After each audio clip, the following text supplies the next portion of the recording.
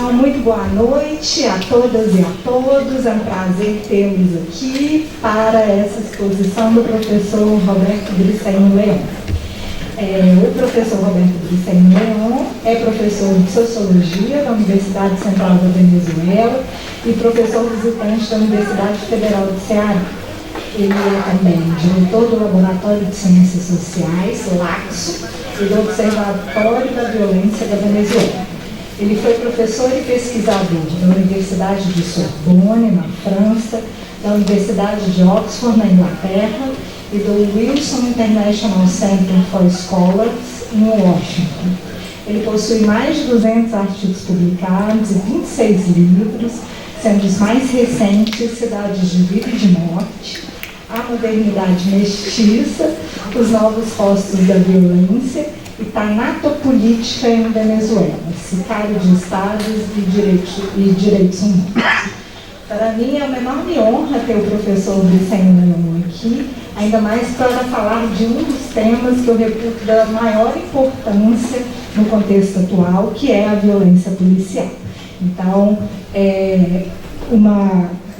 eu acho que para todos os estudantes da UFMG hoje é verdadeiramente um privilégio poder aprender mais sobre esse tema com alguém que tem tanta experiência, não só do ponto de vista de análise de dados, mas também do ponto de vista de criação de teorias.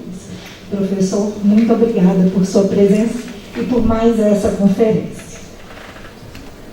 Muito obrigado, professora Ludmila, por a generosa apresentação. Vou falar sobre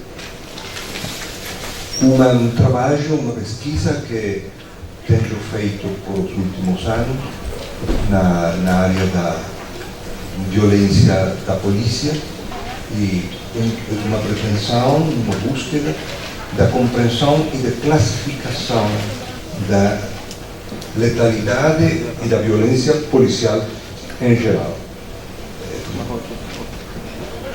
Bom, primeiro que tudo, peço desculpa por meu português. Tenho muita dificuldade, muitas vezes, para falar e lembrar e diferenciar. Mas, quando eu venho, temos muita publicidade, muitas vezes, sobre os casos, não? Sobre violência policial, de maneiras muito distintas. Hoje de manhã, tomava no café de manhã no hotel, tinha o televisor lá com os noticiários cedo de manhã que colocavam e falavam de um caso de um policial, acredito que Curitiba, que foi para uma loja e matou a pessoa, pessoal, o dono da loja de conveniência, não? Pediu a ele para ir para fora, puxou para ir para fora, ele voltou, não? Com a sua arma, disparou e matou a pessoa. E como isso tem muito tempo que tem esta situação. Então, o que eu vou apresentar hoje é uma análise disso. E peguemos, por exemplo, o caso do policial do ano 2020 no Minneapolis. O caso de George Floyd, que foi notícia mundial, que foi tudo. Não? Então, a pergunta que quando uno pode fazer, não? E que eu acho que é importante é, bom, quando o policial coloca seu joelho sobre o pescoço de George Floyd, que depois ele grita, não posso respirar. Pergunta para você, quem está actuando lá? Quem coloca aquela ação? Quem é o ator de aquela ação? É o policial ou é o Estado? Muitas vezes a acusação vai direita para o Estado, para a sociedade em geral. Mas a pergunta é essa: como podemos verdadeiramente qualificar aquela ação? Aquela ação daquele indivíduo.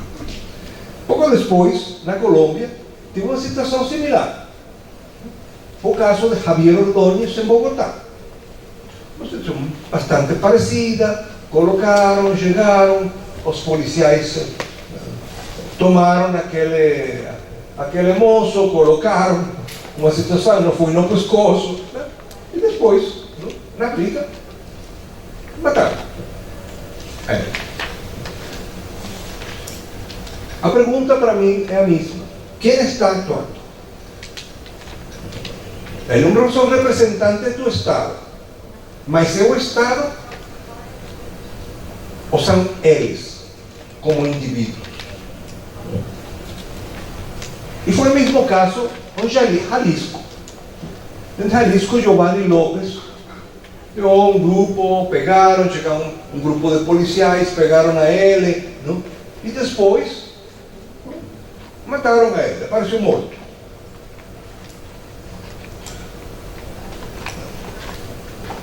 Essa é a mesma pergunta.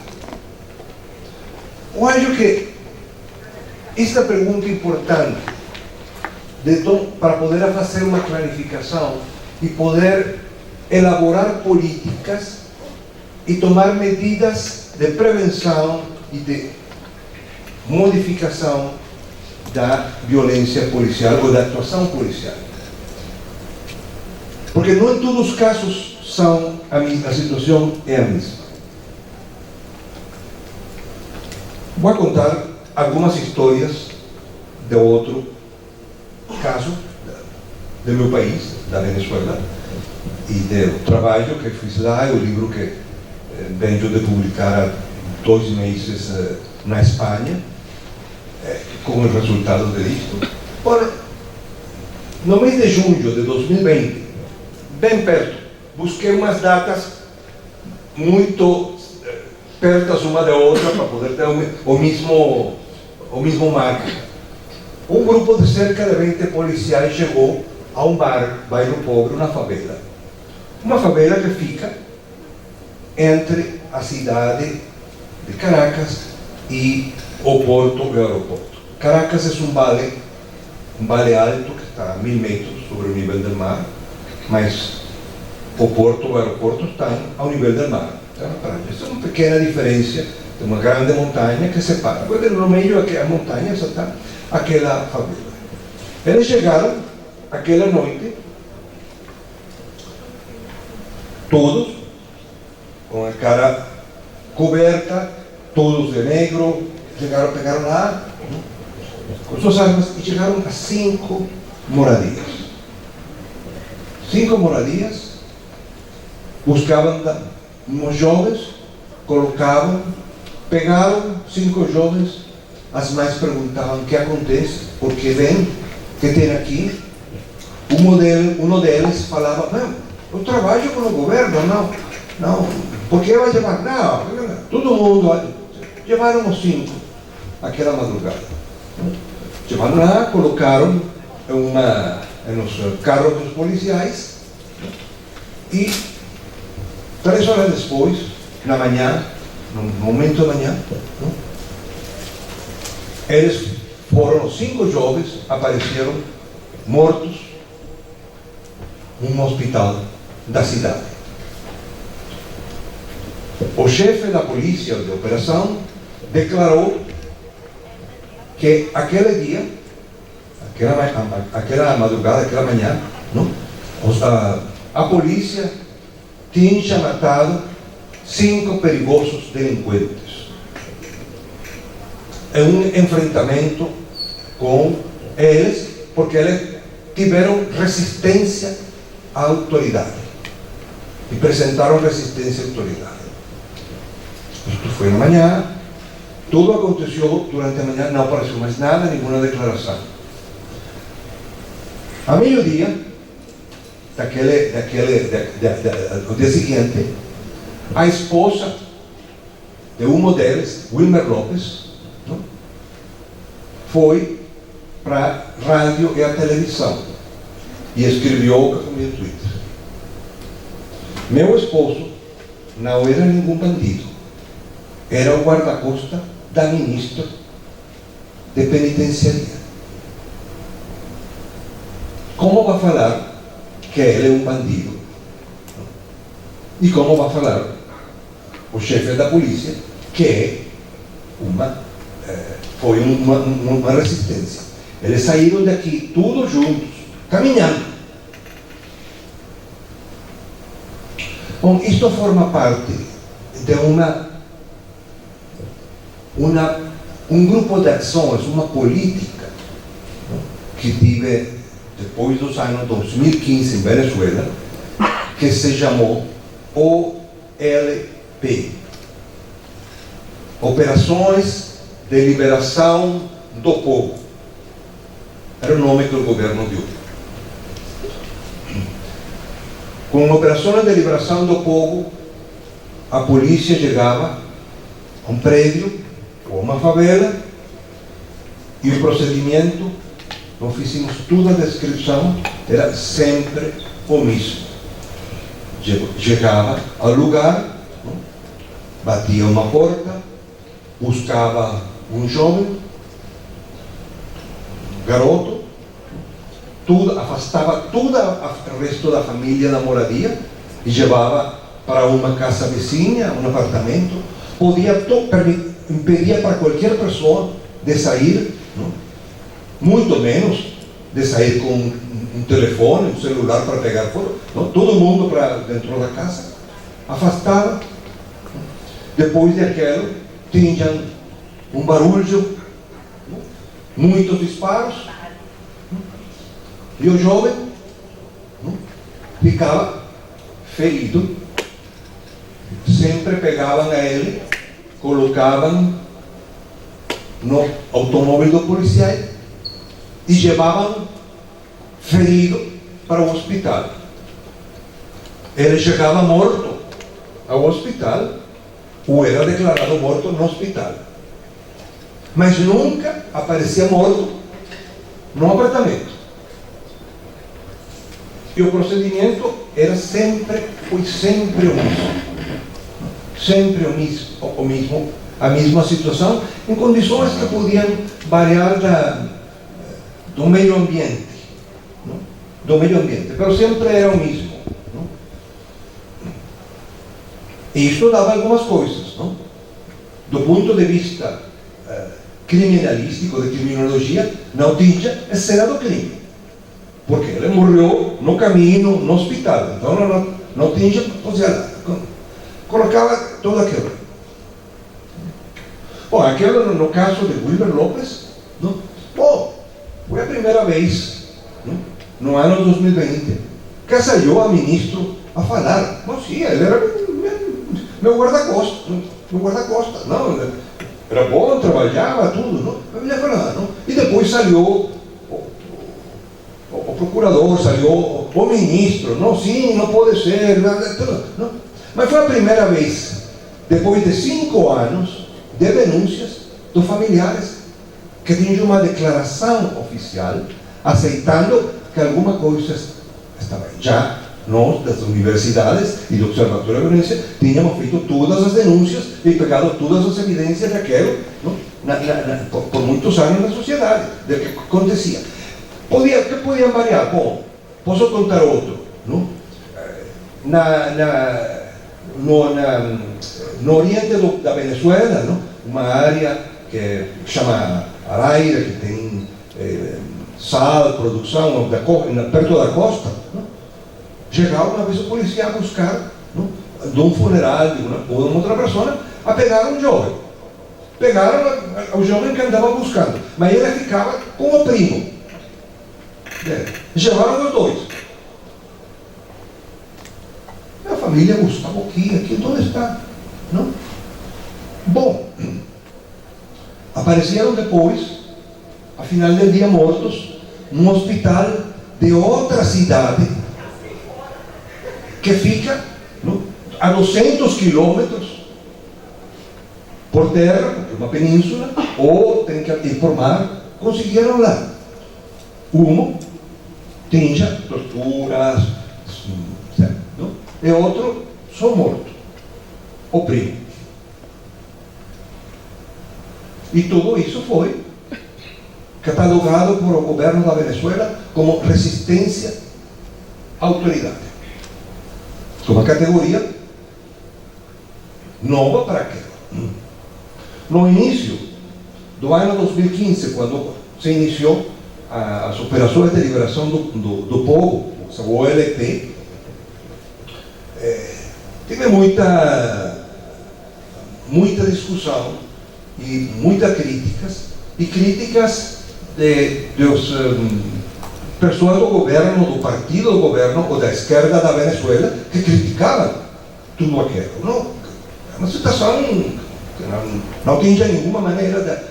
Era uma resposta, umas eleições, uma coisa, não vou entrar em todos os detalhes de justificação política daquele, que tentava o governo mostrar, não, que estava dando uma resposta ante a criminalidade, porque Venezuela, que não foi um país violento, não, que quando não só Colômbia, mas Brasil tinha uma taxa de homicídio muito alta, Venezuela não tinha. Não era o país violento da América Latina.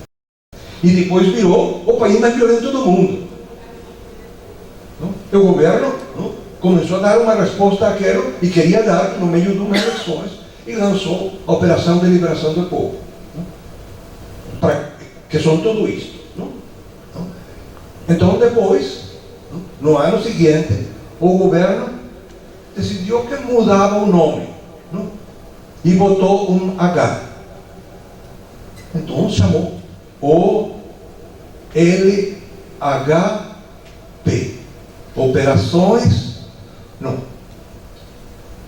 OHLP, Operações Humanitárias de Liberação do Povo. Mas continua matando.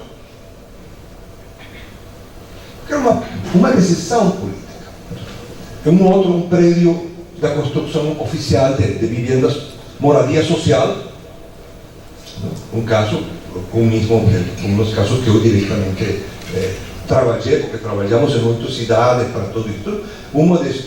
Neste caso, trabalhei em Caracas. O grupo policial chegou àquele prédio, não? Tomou o andar, os outros andares, não? Chegou para um apartamento, bateu a porta, a família abriu, não? O grupo especial entrou, não? Todos de preto, com as caras cobertas, não? Bueno, ilegal na Venezuela, não podem andar com a cara coberta, não? E não tínhamos pandemia ainda. Como agora todos andamos. Mas não é que entraram, afastaram toda a família, foi para fora, não? Chegaram ao quarto do jovem, não? Jovem tinha 27 anos, chegaram para seu quarto, não? E mataram ele. Eles foram embora, levaram. A família protestou, que era um moço que trabalhava, que era honesto, que não. Nenhuma coisa, não houve resposta nenhuma. Bom, os familiares foram para o cemitério, enterraram seu morto e tudo mais. Uma semana depois, este grupo policial voltou para o apartamento. Aquela vez não bateu a porta, derribou a porta. E a família perguntou: mas o que acontece?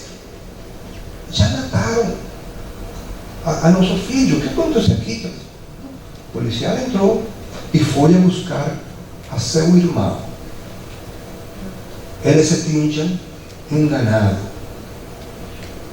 Mataram ao irmão equivocado na primeira vez.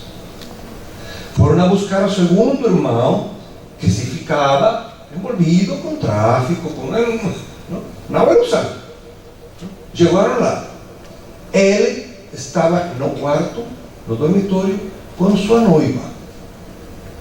A noiva saiu para defender a ele. Mataram a noiva e mataram a ele.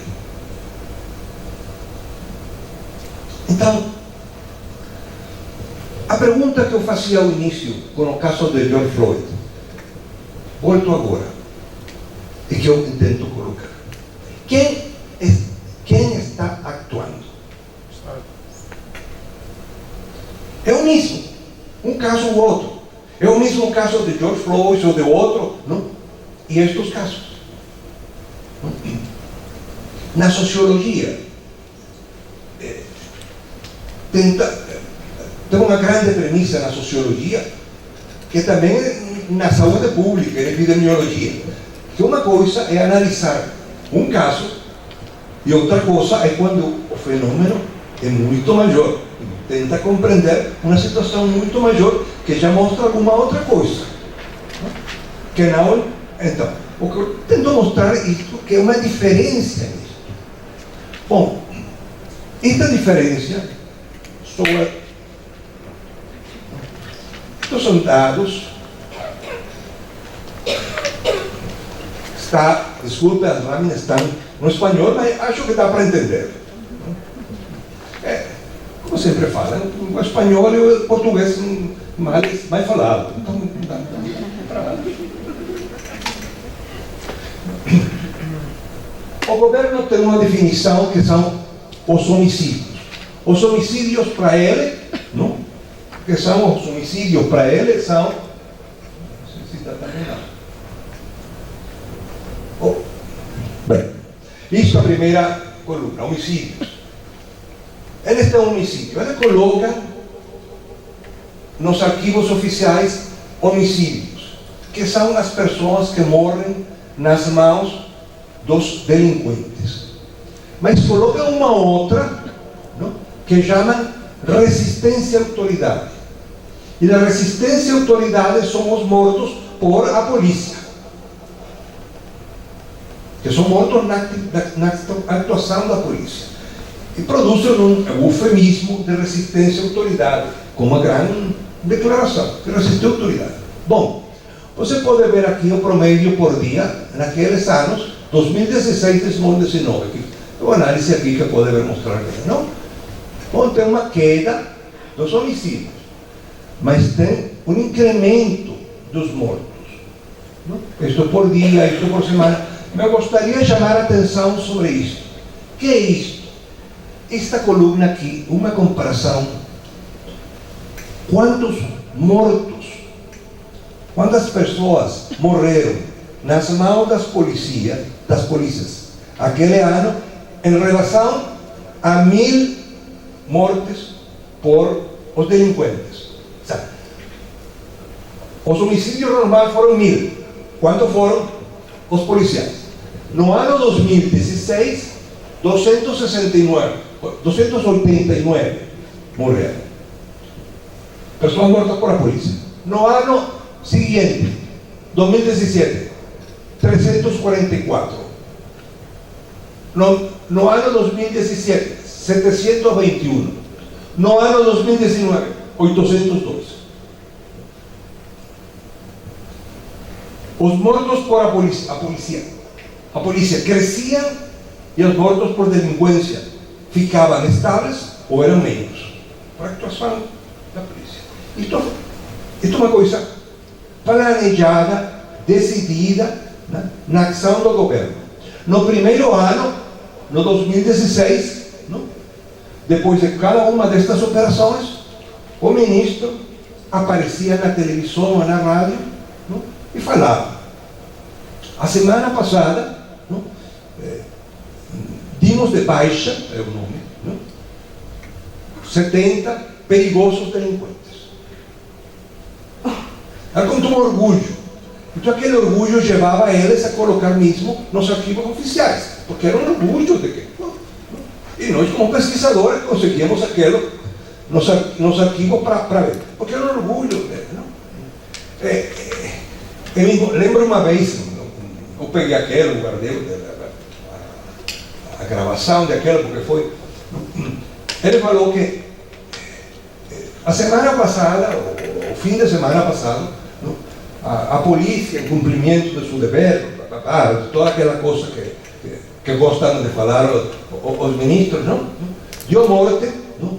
De 70, alguma coisa assim, 74, 75, perigosos assassinos, não? E conseguiu consiguió recolectar 23 armas de fuego.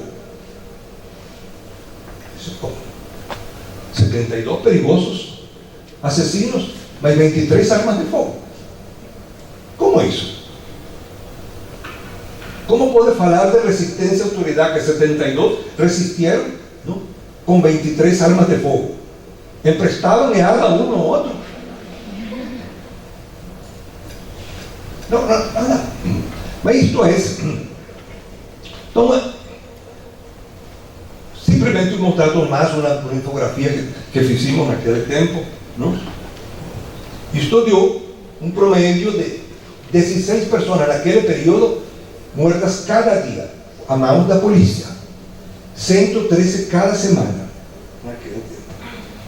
Y cuando uno ve a comparación, ¿no?, da letalidad policial y da letalidad de los criminosos, ¿no?, cuántos muertos civiles, cuántos muertos, ¿no? O análisis general, ¿no?, da que por cada 9 policías muertos teníamos 1000 civiles muertos. Es una comparación de letalidad que algunos otros pesquisadores, mismo aquí en Brasil, hicieron aquí en Belo Horizonte, en Río, o grupo de Ignacio Cano, da Universidad Federal de Rio de Janeiro. Vamos a essa comparação, porque se você fala de resistência à autoridade, não, tem que ter uma coisa, tem uma legislação, todos os países têm bem clara, do uso da força, da proporcionalidade, toda uma legislação. Então, o ponto que eu quero destacar, visto um outro, no relatório da Michelle Bachelet, a antiga presidente da Chile, denunciou que a oficina da alta comissionada, no ano 2000, conseguiu fazer um registro detalhado de mais de 2000 execuções extrajudiciais. E neste caso, toda uma apuração judicial para isso. Mas a pergunta de início é a mesma: quem atua? Podemos falar então que é uma coisa igual. O que eu quero propor nesta palestra, nesta noite, é uma interpretação que estamos em presença de processos distintos, diferentes de um caso ou outro. O caso de George Floyd, não? O outro casos e o que venho de contar da OLP, do caso da Venezuela, para não falar de outros países que têm uma situação que pode ser similar, não é o mesmo. O ponto é, para mim, que temos entender a violência policial, desde o ponto de vista da sociologia, de uma maneira distinta. São 3 níveis de ação diferentes, que nem sempre coincidem, que podem ser completamente distintos. Uma interpretação do ponto de vista da sociologia é a ação individual. Uma outra é uma ação em grupo. E, finalmente, eu chamo ação burocrática. Não? Posso explicar depois, mas quando é da instituição, não é do indivíduo, é das instituições que estão atuando. Não? Na sociologia, uno trabalha na interpretação do indivíduo, do grupo e também do Estado, de maneira geral. Três categorias. Não? Então, para entender isto, eu falo então que tem 3 tipos de violência policial. Um primeiro tipo, que é a nível individual, que tem 2 modalidades, que não sempre são o mesmo, que é o excesso e o abuso policial. Não é igual, pode ser uma diferença, mas é uma decisão do indivíduo.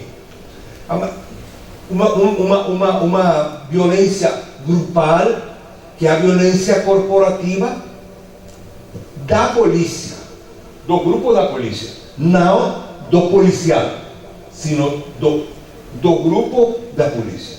E uma terceira, que é a política criminal do Estado, que é uma visão diferente. Bom, eu acho que tem características diferentes e é importante diferenciar cada uma delas.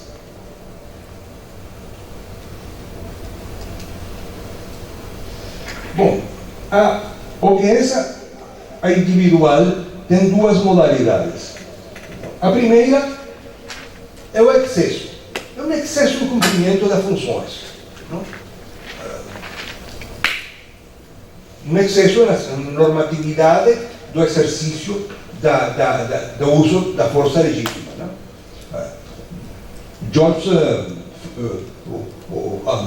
O joelho do policial no pescoço de George Floyd, não? É um excesso. Ele não tinha autorização para fazer aquilo. Ele ficou fora, por isso foi condenado, porque aquilo não está nos procedimentos dos policiais. Os policiais conhecem, sabem que não podem fazer isso. Mas de todos modos, ele fez aquilo. Então tudo aquilo. É porque, bueno, porque tentou. O outro caso, não? O policial tentou um ladrão pegar ele e ele fugiu. E o policial agarrou no momento e disparou contra ele nas costas. É um excesso. Isso não é possível. A legislação dos países, os acordos internacionais do Brasil, da Venezuela, não pode. A polícia não pode disparar por as costas, não?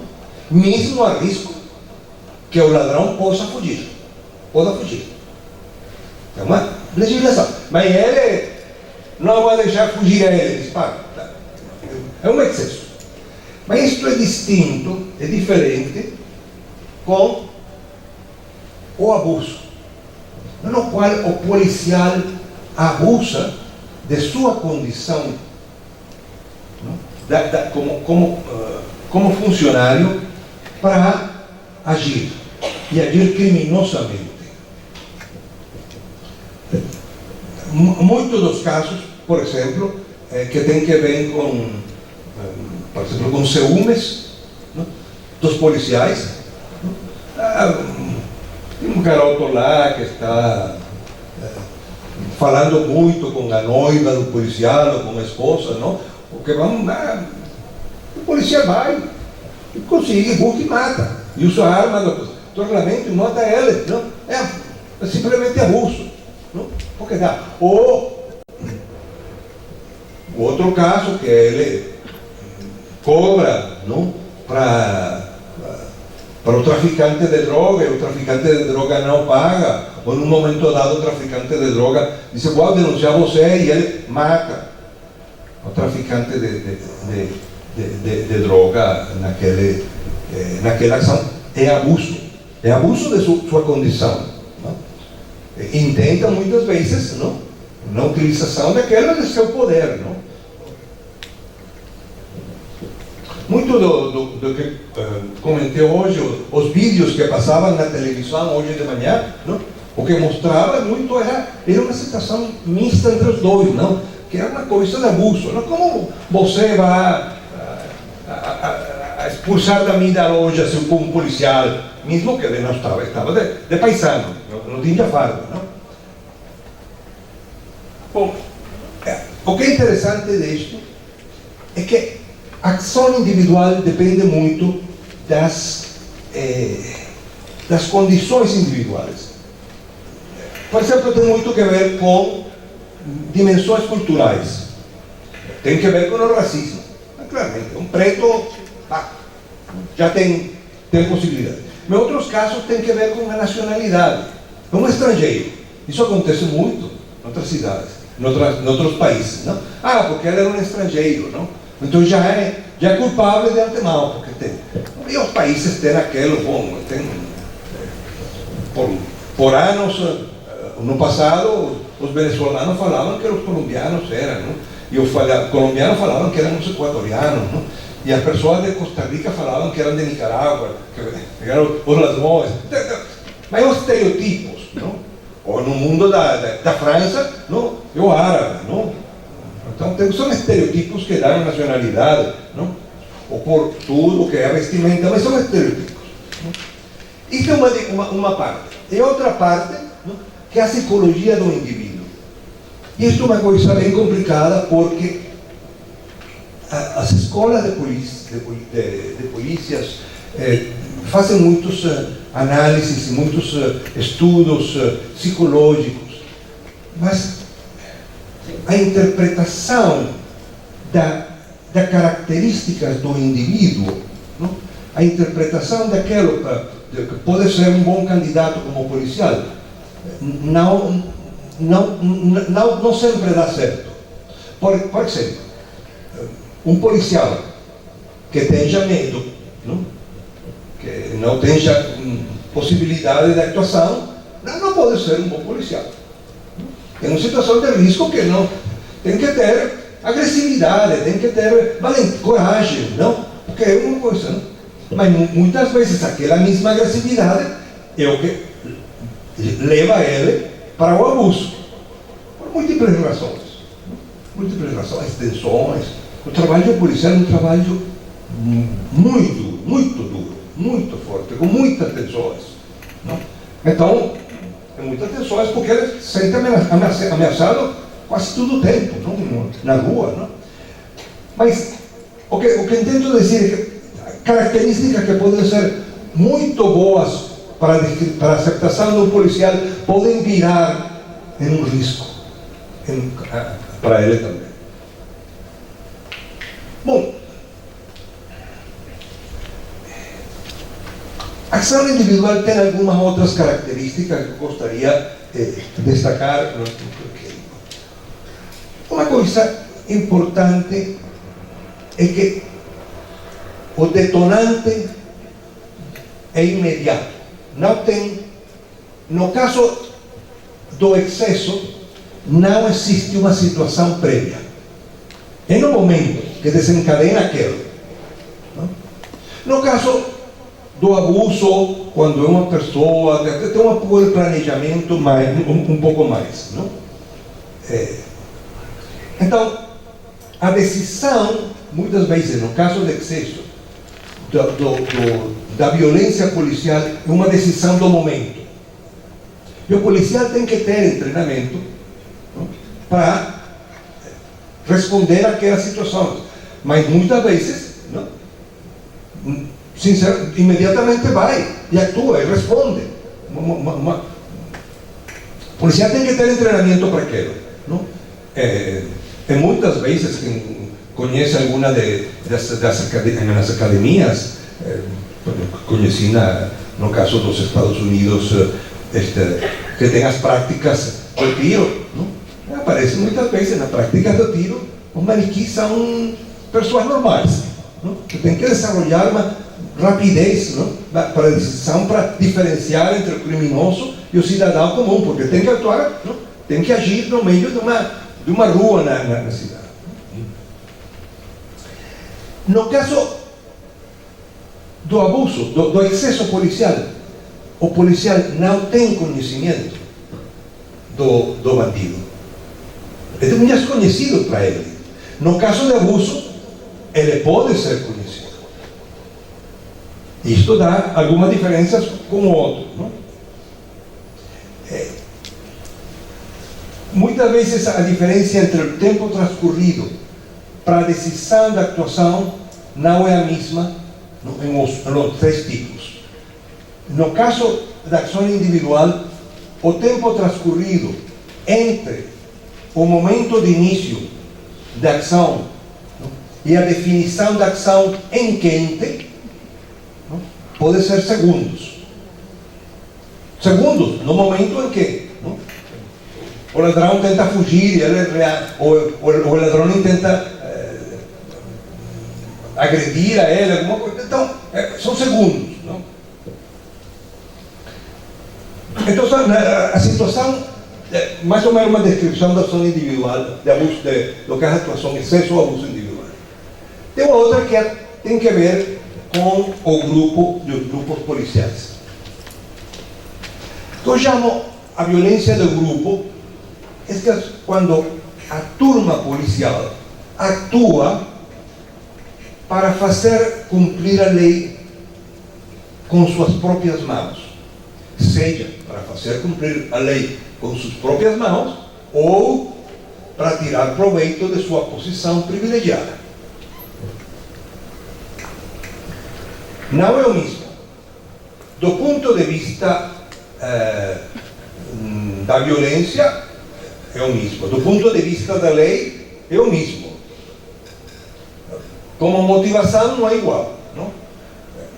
Por exemplo, é comum em muitos dos grupos policiais, não? Que se forma uma turma na polícia e um bandido assassinou, não, a um companheiro deles, não? E eles sabem que isto não vai dar certo do ponto de vista judicial. O grupo da turma, não, faz um complot, uma preparação e vai e mata aquele, por uma antiga norma informal, não, que aquele que matou um policial está morto. No passado foi muito uma ideia de prevenção, de evitar que o policial, não? Isto é distinto quando o grupo policial, não, vai, não, para a boca do fumo, a venda de droga, não, e chega para lá, não, a pedir dinheiro. E depois, quando não paga dinheiro, o traficante depois vai para lá e assassina ele. Não é igual, mas como violência é similar e como ilegalidade é uma coisa similar. Por que acontece isso? Bom, aí tem coisas que são as dificuldades muitas vezes nas academias, com a transmissão dos valores policiais, com as práticas que podem ter, não? Que se podem ter desenvolvido na formação, no trabalho, ou com os mecanismos de controle que pode ter o polícia. Se o polícia tem um bom mecanismo de controle, tem medo, não? Se ele sabe que pode haver uma denúncia, pode haver uma apuração, não, tem medo. Mas sim, não vai haver apuração, não vai haver punição, então, porque é muito tranquilo, relaxado, não? Então, eles podem entrar. Tem uma diferença, isto que dá uma diferença entre eles, não?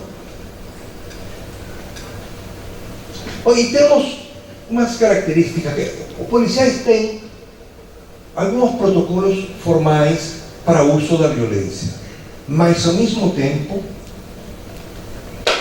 na prática, se tem desenvolvido umas rotinas informais de uso da violência. Isto é uma coisa bem complicada muitas vezes para eles, porque isto produz uma subcultura do grupo. Os policiais em geral, não, têm uma atuação em grupo ou em duplas, muito poucas vezes, não, atuam sozinhos, não? Sempre tem um companheiro ou outro, não? E se ele, não, tem uma decisão formal, não, e tem que ir, não, a assassinar aquele criminoso que matou um companheiro dele, não? Um deles pode pensar: isto não é bom, eu não vou participar. Mas se ele decide não participar, ele está quebrando a relação com o seu próprio grupo, está quebrando o vínculo de proteção que ele pode ter com os outros policiais. Porque quando ele sai, tem um enfrentamento, o outro policial é sua proteção também, tem que se cuidar uns de outros.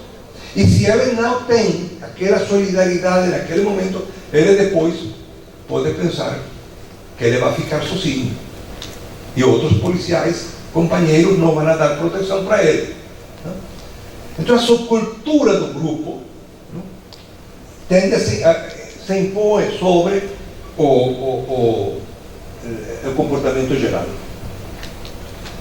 E finalmente é distinto a política criminal do Estado. Neste caso, o governo é o próprio governo quem quebra o Estado de Direito e ordena a violência como uma forma de reduzir ameaças e preservar seu ordem, o ordem que ele considera e o poder. O que aconteceu no caso da Venezuela, era muito bem claro, uma ordem. Isso dava alguma diferença importante, não? E por quê? Porque é uma ordem do governo.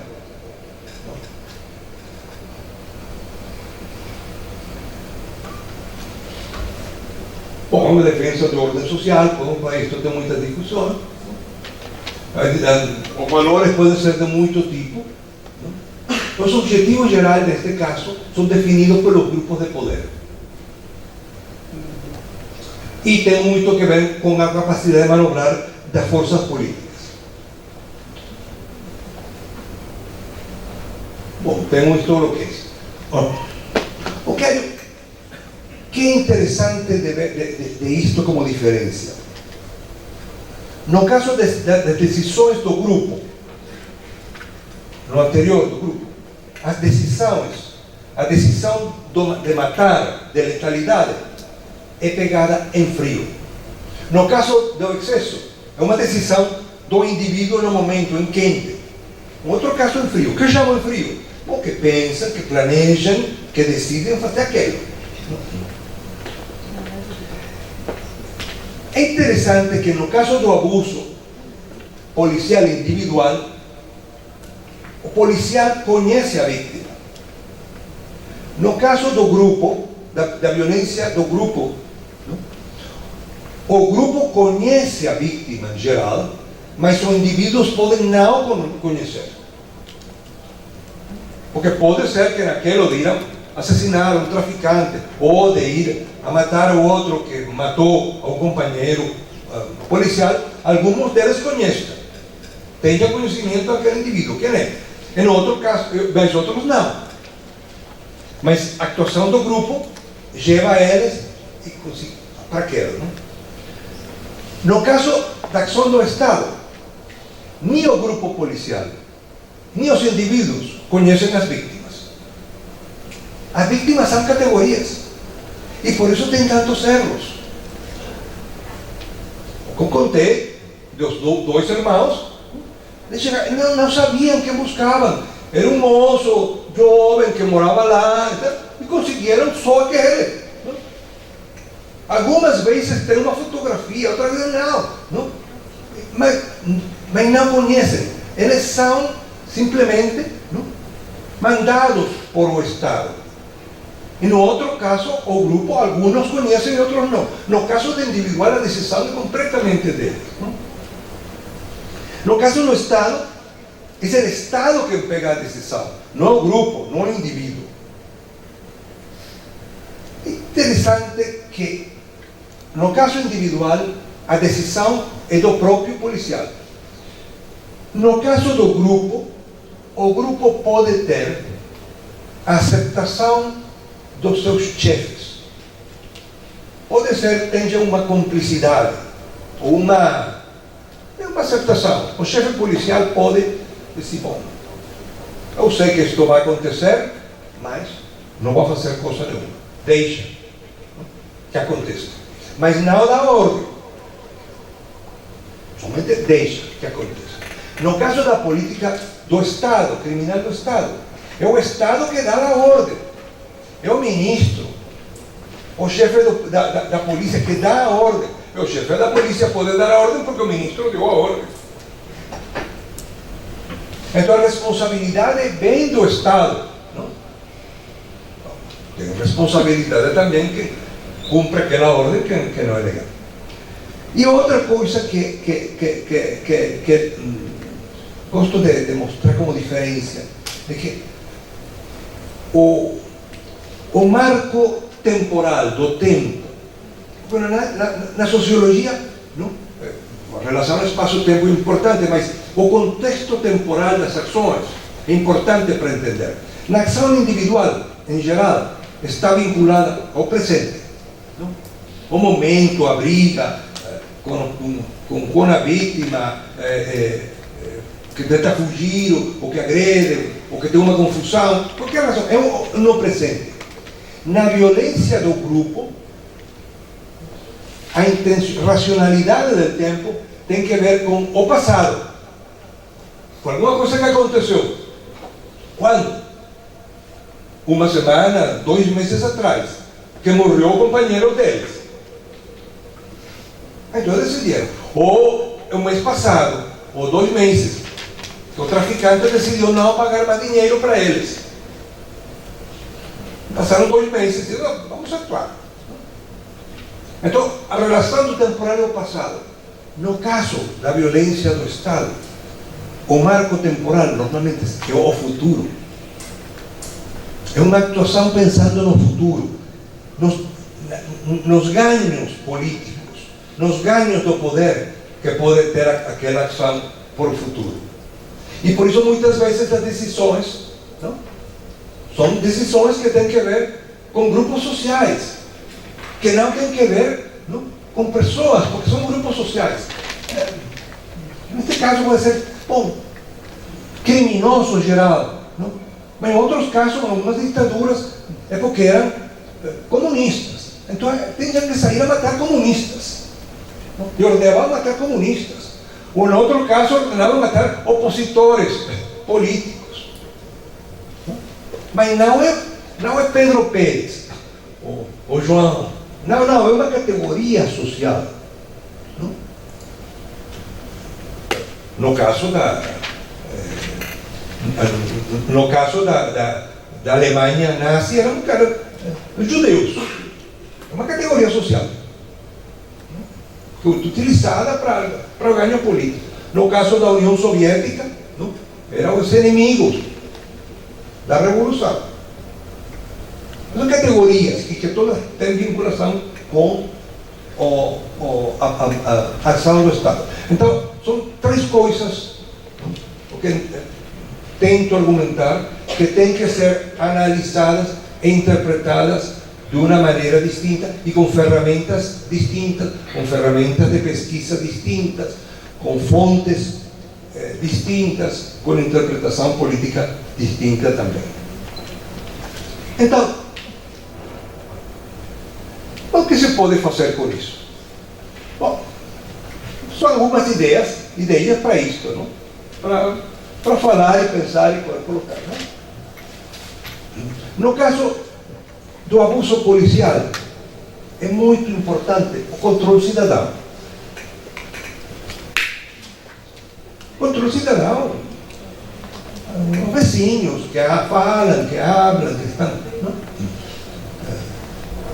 Gran parte de minha pesquisa, não? Sobre a violência do Estado foi feita com os vizinhos, com familiares também. E tem um vizinho que tinha um controle, que falavam, que ouvia, não podiam muitas vezes ver, mas podiam ouvir, não? O que acontecia, o que falavam, não? Mas isto por casos mais graves, mas por casos mais pequenos, não? É o vizinho, aquele policial está muito tempo lá, não? Falavam ontem de tarde, não? O grupo policial vai tal dia, sexta-feira, para a padaria com os meninos, e depois sai todo junto. O vizinho começa a olhar aquilo, o que acontece lá, não? O que acontece lá, como está? E tem controle, quando isto funciona. O policial civil mostrava ontem uma foto que chegou para ele de outra vez, um vizinho, né? Não? Esse cara aqui, que coisa estão fazendo? Tiram areia, sacam areia, não? E tem muita areia dentro da casa, mas não levam para fora, mas continuam colocando areia dentro. O que acontece? Envia para um policial, e o policial, não, começa a pensar, era aquele, não? Neste caso, é a actuação frente ao delito. Em outro caso, é o controle policial para a ação da própria polícia. Outros são possibilidades como as câmeras de segurança. Não? A câmera que pode ser na cidade, mas também por exemplo, tudo que são a possibilidades, não? Que tem em muitas áreas da cidade, que começam a ter um controle também. Que não é só o cidadão que pode fazer uma exigência daquele. Uma exigência também do cidadão, por exemplo, não? O policial de Los Angeles, depois de muitas denúncias de abuso, não? Agora tem todos os policiais a obrigação de ligar a câmera de vídeo o momento em que ele vai utilizar a arma de fogo. No momento em que ele tira a arma de fogo, não? Tem que ligar a câmera. E tem uma gravação contínua de tudo. Tudo o que ele faz, não? Tem um vídeo. A segundo nível, não? Bom, são informações e denúncias que fazem os grupos de direitos humanos. Por quê? Porque a denúncia é mais sobre a instituição policial, sobre a maneira como estão. Então, os grupos de direitos humanos têm uma presença muito forte ali, colocada. Quase todos os países têm aquilo, não? E tem um papel muito importante, tiveram um papel muito importante no Chile, na Argentina, nos tempos da ditadura militar, ainda tem em outros países, tiveram na Colômbia, tem na Nicarágua, infelizmente estão fechando todas as organizações não governamentais de Nicarágua,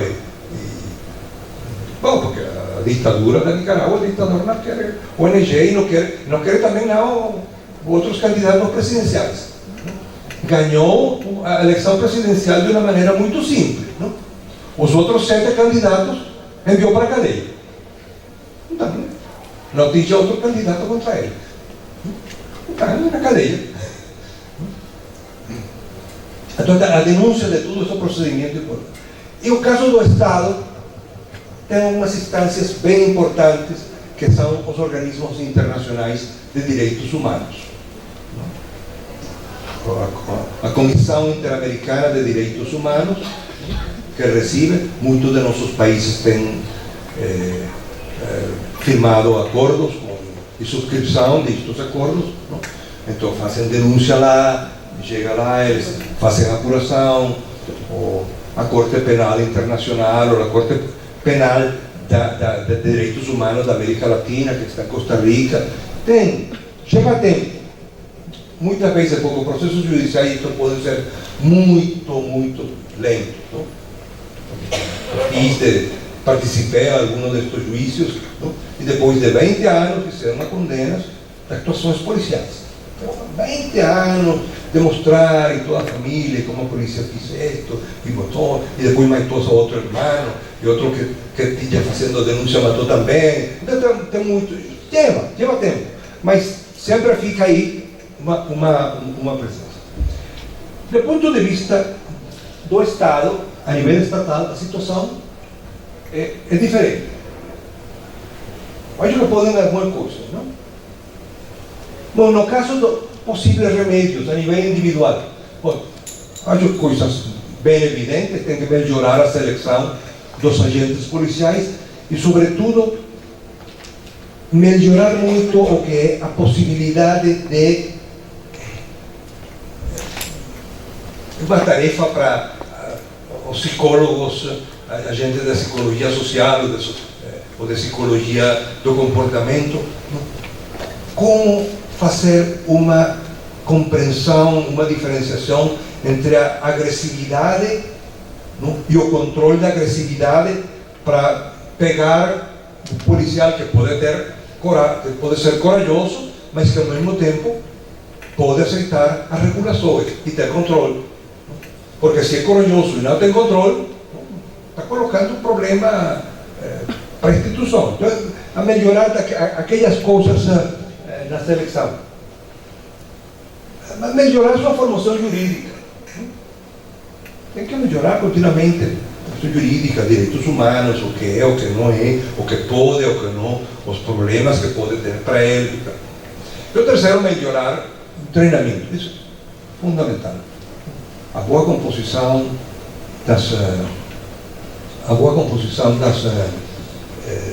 dos policiais e da academia da polícia, e tudo isso é muito importante para o que é. E uma boa formação.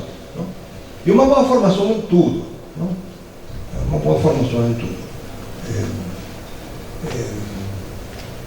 Desde o vínculo, a forma de comunicar-se com a população, a relação do policial com a comunidade, a inserção dele dentro da comunidade, aquilo precisa de treinamento, para que a sociedade possa pensar que o policial é um amigo, uma pessoa que pode proteger a ele, que não é um inimigo. Não? Mas aquilo precisa um bom comportamento, mas também muitas vezes o uso da gentileza, do trabalho, de muitas dessas coisas que precisam na actuação. Do ponto de vista corporativo, creo que hay cosas importantes, ¿no? Que a melhorar a responsabilidade dos mecanismos de responsabilização. Uma apuração, e pode ter uma punição direita para o policial. Não pode ser uma coisa que é bom, que ninguém conhece verdadeiramente quem foi que fez aquela atuação. Não, tem que buscar no grupo do policial quem foi, não? E lograr quebrar a subcultura da violência. Uma melhoria dos controles internos, aplicando sanções internas, é muito importante, os corpos policiais, não? Mas também eu acho que tem uma importância habilitar os controles externos. O que chamamos de controles externos? Controles que têm que ver com a sociedade, com fora do corpo policial. Porque senão tudo pode quedar dentro, então tem uma proteção. Uma proteção entre ele e um comportamento bom, um comportamento, afinal, criminoso, mafioso, interno de autoproteção. Então, as sanções, os controles externos dão muita possibilidade da comunidade, não? De involucramento das universidades, das escolas de psicologia, de medicina, isso, não? E no caso da política criminal, há coisas básicas também, não? Que têm que ver com a independência dos poderes. A base de nossa democracia é a defesa da independência dos poderes, a independência do judiciário, da independência do legislativo, de um no outro, o controle de um sobre o outro, e sempre tentar conseguir aquilo. Tem muitas tentações. Naquilo tem muitas tentações. Eu lembro que uma das coisas que falava muitos políticos no fim dos anos 90 na Venezuela, não? Era que o legislativo não deixava ao governo fazer as coisas, não deixava governar, porque colocava muitos controles, não? Ao governo, ao presidente, não? Então Chávez pegou aquele, não, tem que ter, não, porque senão não posso, não tenho que ter com controle absoluto, maioria absoluta, não? No Congresso, na Assembleia Nacional, para poder governar, porque tem que ser, não? E tenho que ter um tribunal, não? Que seja, não? Que apoie as medidas. Ele conseguiu, tinha dinheiro, tinha carisma, não? Conseguiu ter a maioria no Congresso. E aquilo foi o mais ruim. Ele tinha todo o poder, mas todo o poder para fazer a destruição que ele fez da Venezuela, e da economia e de tudo, porque sencillamente tinha todo o poder, não? A primeira coisa que isso foi pedir para o Congresso, para a Assembleia Nacional da Venezuela, Congresso, não? Que desse para eles poderes extraordinários. E a partir de aquele governou quase 4 anos, mais ou menos, com intercessão, onde eles só tinha que assinar as leis. Ele fazia as leis. Então não tinha contrapesos. Então não tinha, tem as denúncias, não tinha contrapesos de aquele. Aí o Tribunal Supremo da Justiça, não? O Tribunal Superior, chama no Brasil, da Justiça, não? O que é magistrado, não tem que ser, não? Uma pessoa que ajude, que seja partidário da revolução e que vai apoiar a revolução. Então, aqueles que podiam ter capacidade, independência, vai embora. Todo mundo fora, conseguiu múltiplas maneiras, não ameaças. E lembrava hoje de manhã, lembrava o presidente do Tribunal Superior de Justiça de Venezuela, há uns poucos meses, Michael Moreno, ele foi convicto de homicídio. Ou foi à cadeia, passou lá. Depois foi convicto uma segunda vez. Não, convicto não, foi acusado uma segunda vez. De homicídio também. Não? Mas o juízo ficou no meio, ele já tinha muita presença política e não. E ele foi eleito para o Tribunal Supremo. E ele só fazia o que dava o governo. Porque ele não tinha autoridade moral própria. Então, só quero comunicar que a independência do poder é muito importante e que a tentação de um poder único e de dar um poder único, não? É um grande risco para a democracia e para a liberdade. É um grande risco. Não importa a ideologia. Não importa se é de esquerda, de direita, do meio, não importa. O que é importante é o equilíbrio, os contrapesos, o controle de um sobre o outro. Tem mais problemas? Tem mais problemas. As coisas vão mais lento? Vai mais lento. Mas a sociedade tem maneira de mudar. Como tem, se você tem uma democracia, você tem um respeito da mudança, e você sempre tem, não, a esperança que o presidente deu bom, ou o presidente deu ruim, depois de 5 anos vai embora. Se você não tem eleições, ou tem aquela ditadura todo o tempo, não, nunca vai embora. Sempre arranja para ficar lá. Então, não tem. A promessa é que eles são muito bons para ficar todo o tempo. Mas na realidade, tudo é que é. Então, a independência, podem pensar que não tem conexão. Minha experiência é que tem muitas conexões. Não? E outro, bom, o que falei, botei lá é o acatamento dos compromissos internacionais de rendição de contas, não? Ante os organismos, não? De presença ante o informe aquele que eu já falei, de Michelle Bachelet e da Comissão dos Direitos Humanos, um informe muito bem documentado, de muitas coisas.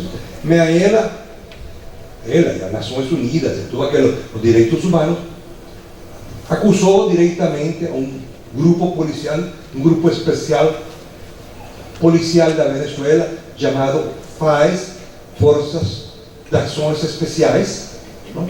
da Polícia Nacional, que é um grupo elite, que ninguém conhece a identificação deles, sempre estão com as caras cobertas, não tem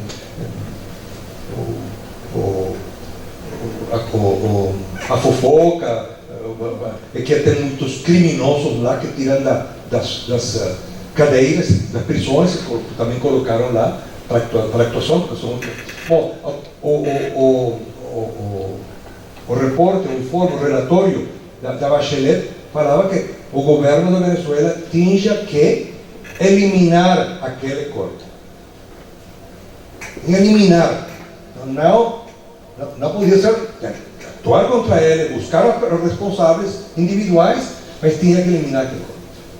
3 semanas depois, aquele grupo se chama AFARES. 3 semanas depois, o presidente da Venezuela, Maduro, num discurso, ante a Guardia Nacional, não? Essa é a razão. Terminou o discurso falando: viva a FARC. 3 semanas depois, nenhum acatamento das compromissos internacionais. Então, bom, isto são muitos níveis em que podem ser que temos que trabalhar para controle. Porque afinal, por quê? Porque afinal, uma sociedade melhor exige que os policiais sejam respeitados e admirados. Não podemos pensar que podemos ter uma sociedade melhor se os policiais não são respeitados e admirados por o resto da sociedade. Porque se eles têm alguma função, é da proteção das pessoas, da proteção da liberdade dos demais. É muito difícil, sim, mas afinal é isso, não? A liberdade de que você pode falar? Bom, a liberdade de poder sair caminhando de aqui, porque isso é que é a segurança pública, é a liberdade de poder sair caminhando de aqui, pegar um ônibus, chegar caminhando por a rua da sua casa, tranquilo e seguro. Isso é liberdade. Isso só pode conseguir, não? Se você tem segurança. E a segurança tem que ter muitas outras coisas, mas tem que ter uma polícia que seja respeitada por a sociedade. Isso não quer dizer que não critique. Pode criticar, que tenha respeito. Mas que os policiais sejam respeitados como indivíduos, como pessoas, como grupo, como toda entidade, e como função do Estado. Como uma função, não? Que tem um Estado e que tem uma legitimidade. Aquilo que falava Max Weber, da legitimidade da violência do Estado, é a legitimidade que tem que ter de aceitação deste tipo de ação. E a legitimidade, não? É um elemento totalmente junto, não? Com o que é o Estado de Direito. A expressão, a palavra Estado de Direito, rule of law em inglês, em alemão, é Rechtsstaat. Tem uma doble significação.